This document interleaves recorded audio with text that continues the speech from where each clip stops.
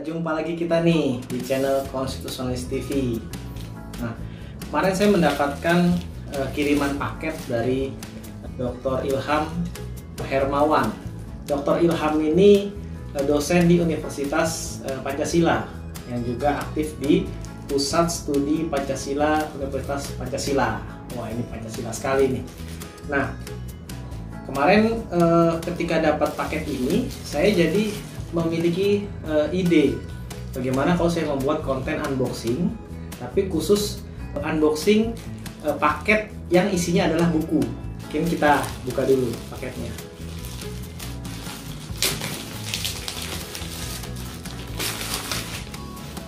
Cukup rapi juga sih, bungkusnya ini memang luar biasa. Dr. Ilham, terima kasih untuk bukunya. Coba kita lihat. Karena waktu itu sempat beliau meminta alamat rumah saya juga berpikir, wah ada apa ini? Kan ternyata katanya ingin mengirimkan buku, tapi belum memberitahukan buku apa yang dikirim gitu. Nah ini bukunya. Wah, ini keren sekali nih. Teori penafsiran konstitusi, implikasi konstitusionalitas di Mahkamah Konstitusi. Kata sambutannya itu ada Profesor Arief Hidayat dan Profesor Satya Arinanto. Wah, ini luar biasa ini bukunya. Masih diplastikin.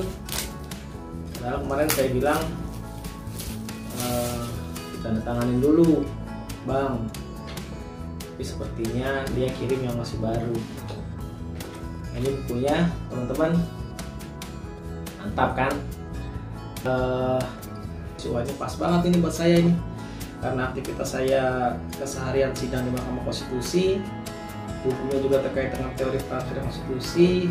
Ini akan sangat memperkaya kajian-kajian atau konstruksi yang akan saya bangun dalam Posita. Nah, kita akan lihat ya apa isi di dalam apa substansi dari buku ini. Tapi saya tidak akan menyebutkan, tidak akan memberitahukan semua. Jadi kalau teman-teman ingin memiliki buku ini, dan ini memang sebenarnya sangat penting untuk teman-teman miliki, apalagi yang jurusannya hukum tata negara, waktu wajib kalau saya bilang. Nah, untuk melihat secara general buku ini, di daftar isi buku ini terdapat 7 bab. Ada 7 bab. Bab pertama tentang pemahaman awal pentingnya penafsiran konstitusi.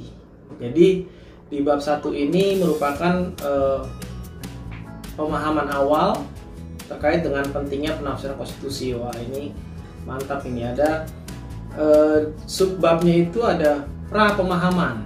Jadi sebelum masuk ke dalam pemahamannya ada pra pemahaman dulu. Kita dibawa untuk memahami pentingnya penafsiran konstitusi secara perlahan-lahan. Wah, luar biasa ini Dr. Ilham.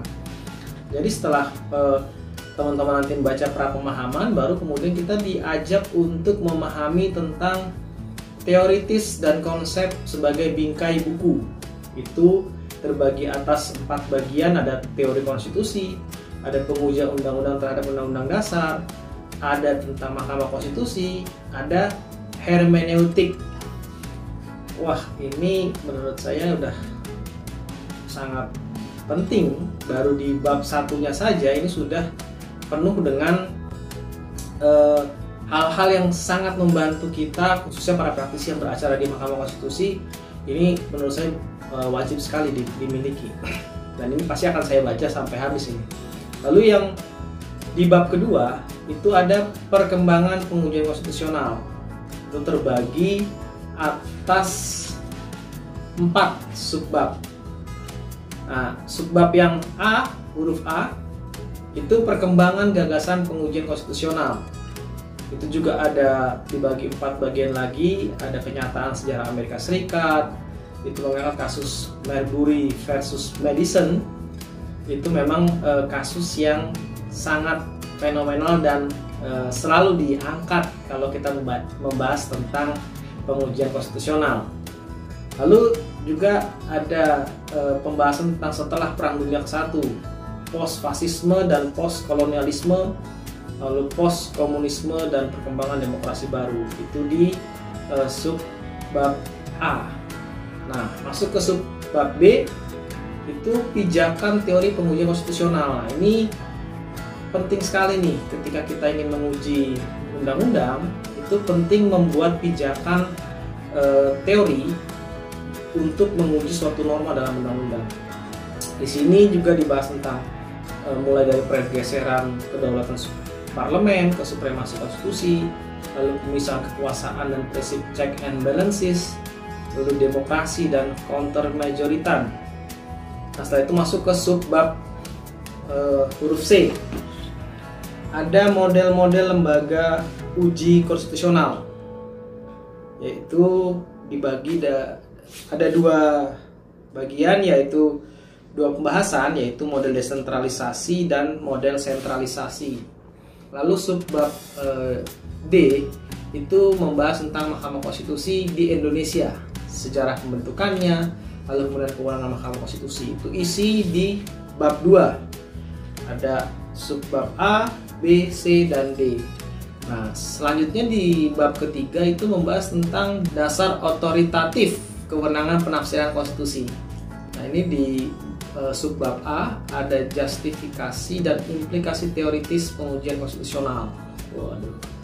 Lalu di subbab B, otoritas penafsiran konstitusi di kekuasaan kehakiman. Ada penafsiran konstitusi sebagai judicial supremacy, juga melindungi struktur dan nilai konstitusional, legal reasoning dalam pengambilan keputusan peradilan. Lalu juga di bagian pembahasan keduanya itu tentang konstitusionalitas penafsiran konstitusi di beberapa negara, terkait tentang kewenangan penafsiran konstitusi di Mahkamah Konstitusi, kewenangan penafsiran Mahkamah Konstitusi di Mahkamah Agung, kewenangan penafsiran Mahkamah Konstitusi di Konsil dan Majelis Nasional. Lalu subbab C, pada bab 3 ini Mahkamah Konstitusi sebagai sole interpreter of the Constitution. Lalu di bab 4-nya itu ada aliran penafsiran konstitusi. Ada dua subbab, yang subbab A dampak sistem hukum pada penafsiran konstitusi. Di situ juga dibahas tentang ciri umum tradisi sistem hukum dalam penerapan hukum. Lalu juga dibahas tentang penafsiran konstitusi pada tradisi common law dan civil law. Dan di subbab B pada bab 4 itu perkembangan penafsiran konstitusi. Ada dua bagian pembahasan, yaitu aliran penafsiran konstitusi dengan pendekatan aliran originalism, lalu pendekatan aliran non-originalism. Lalu di bagian keduanya di subbab B bab 4 itu juga ada perdebatan originalism dan non-originalism. Nah, lalu terkait dengan perdebatan ini membahas tiga pembahasan, yaitu kritik substansi penafsiran originalism dan non-originalism, lalu perwujudan living constitution, dan yang terakhir perubahan konstitusi melalui judicial interpretation. Ya, lalu di bab 5-nya membahas tentang teori penafsiran konstitusi. Wah, ini yang sangat penting ya kalau menurut saya. Terbagi ada 3 subbab. Subbab A tentang teori penafsiran konstitusi, itu mengangkat tentang beberapa pemikiran dalam teori penafsiran konstitusi. Ada Nicole Kress, Steve Smith, dan ada juga analisis teoritis dalam penafsiran konstitusi. Dan di subbab B-nya ada penerapan hermeneutik dalam penafsiran konstitusi. Nah, dari hermeneutik menuju hermeneutik konstitusional, juga premis hermeneutik konstitusional dalam penafsiran konstitusi. Lalu subbab C, rekonstruksi cara berpikir dalam penafsiran konstitusi. Nah, yang bab ke-6 itu penafsiran konstitusi dalam beberapa putusan Mahkamah Konstitusi. Wah, ini mengangkat tentang putusan-putusan Mahkamah Konstitusi ya. Misalkan kalau dalam buku ini ada subbab A dan subbab B. Subbab A itu terkait beberapa tafsir konstitusional dalam putusan Mahkamah Konstitusi. Itu ada 9 tafsir konstitusional. Yang pertama itu makna mampu secara jasmani dan rohani sebagai salah satu syarat Presiden dan Wakil Presiden sebagaimana dirumuskan dalam pasal 6 ayat 1 Undang-Undang Dasar 1945.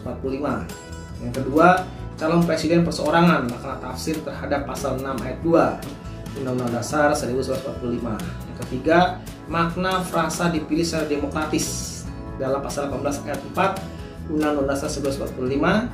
Lalu yang keempat, kewenangan DPD dapat mengajukan rancangan undang-undang dan ikut membahas bagaimana dirumuskan dalam pasal 22D ayat 1 dan ayat 2 Undang-Undang Dasar 1945. Lalu yang kelima, penafsiran makna pasal 22E ayat 1 Undang-Undang Dasar 1945 tentang penyelenggaraan pemilu serentak. Ini yang kemarin sempat saya uji juga kemarin itu di Mahkamah Konstitusi. Lalu yang keenam, hakim Mahkamah Konstitusi tidak termasuk dalam makna frasa hakim sebagaimana dirumuskan dalam pasal 24B ayat 1 Undang-Undang Dasar 1945. Yang ketujuh, penafsiran pasal 24C ayat 1 Undang-Undang Dasar 1945, kewenangan Mahkamah Konstitusi menguji peraturan pemerintah pengganti undang-undang. Nah, ini terkait tentang Perpu. Ini penafsiran juga diulas di bab 6 ini. Dan yang ketujuh, relasi penafsiran antara pasal 28I ayat 1 Undang-Undang Dasar 1945 dengan pasal 28J Undang-Undang Dasar 1945 dalam perkara konstitusionalitas hukuman mati. Dan yang terakhir, poin ke-9, makna dikuasai oleh negara sebagaimana diatur dalam pasal 33 Undang-Undang Dasar 1945. Wah, ini hampir sebagian besar batang tubuh Undang-Undang 1945 sudah masuk nih dalam pembahasan buku ini. Jadi kita nggak perlu lagi repot sebenarnya mencari pasal-pasal dalam tafsir atau pemaknaan dalam putusan Mahkamah Konstitusi, baik itu terkait dengan pemilu serentak, dipilih secara demokratis, dikuasai oleh negara, semua ada semua di sini. Lalu sebagian huruf B pada bab 6 tentang gerak penafsiran di Mahkamah Konstitusi. Nah, ini memang penafsiran Mahkamah Konstitusi itu pengalaman saya yang sering belajar di Mahkamah Konstitusi, memang gerak penafsiran itu cukup dinamis sehingga kita memang penting untuk mengikuti gerak penafsiran di Mahkamah Konstitusi sehingga kita bisa memahami kemana arah penafsiran Mahkamah Konstitusi. Nah, yang terakhir pada bab 7 penutup ada simpulan dan saran. Nah, ini isi dari buku tentang teori penafsiran konstitusi, implikasi pengujian konstitusional di Mahkamah Konstitusi yang ditulis oleh Dr. Muhammad Ilham Hermawan. Wah, ini luar biasa sekali. Ada beberapa testimonial dari Dr. Hamdan Zulfa, Dr. Wahiduddin Adam, dan Dr. Idewa Gede Palguna. Waduh, ada Pak Palguna juga ini. Beliau merupakan panutan saya, idola saya itu Pak Palguna. Karena pemikirannya sangat tajam, dalam, dan bahkan menurut saya mungkin tidak bisa diselami ya. Ya, jadi teman-teman, saya pikir untuk yang jurusan Hukum Tata Negara ini wajib memiliki buku ini, apalagi teman-teman mahasiswa atau praktis, teman-teman yang advokat atau dosen, ini ya wajib lah menurut saya untuk memiliki buku ini. Jadi itu unboxing buku kali ini. Bagi teman-teman yang ingin bukunya di unboxing oleh saya di channel saya, silahkan kirim ke alamat yang ada di bawah ini. Nah, nanti kalau bukunya sudah sampai akan saya unboxing dan ulas, karena sangat penting bagi teman-teman yang menonton channel ini untuk mengetahui referensi-referensi buku, khususnya buku-buku hukum. Nah, ini beberapa buku yang sudah pernah saya ulas di channel saya. Ada bukunya Dr. Ahmad Reddy tentang hukum energi. Ini juga sudah saya ulas di channel saya. Silahkan teman-teman bisa melihat ke video-video sebelumnya. Lalu ada juga bukunya Dr. Ahmad Sofyan tentang ajaran kausalitas hukum pidana. Ini juga sudah saya ulas di video sebelumnya, silahkan teman-teman bisa melihat ke bawah. Lalu ada juga hukum adat yang ditulis oleh Dr. Laksanto Utomo. Ini juga sudah saya ulas bukunya, silahkan teman-teman melihat videonya. Lalu ada Kemerdekaan Kekuasaan Kehakiman Pasca Transisi Politik oleh Dr. Ibnu Sina Chandra Negara. Ini keren juga nih bukunya nih. Udah saya ulas juga. Silahkan teman-teman bisa melihat ulasannya. Dan terakhir ada juga buku Etnografi Hukum Budaya Hukum Masyarakat Cina Jelata oleh Dr. Foky Fuad Wasita Atmaja. Ini juga sudah saya ulas. Ya, jadi buku-buku ini yang sudah saya ulas di channel saya. Terima kasih atas para penulis buku-buku ini yang bersedia memberikan ilmunya kepada saya melalui buku-buku yang baik dikasih secara langsung ataupun dikirim melalui paket.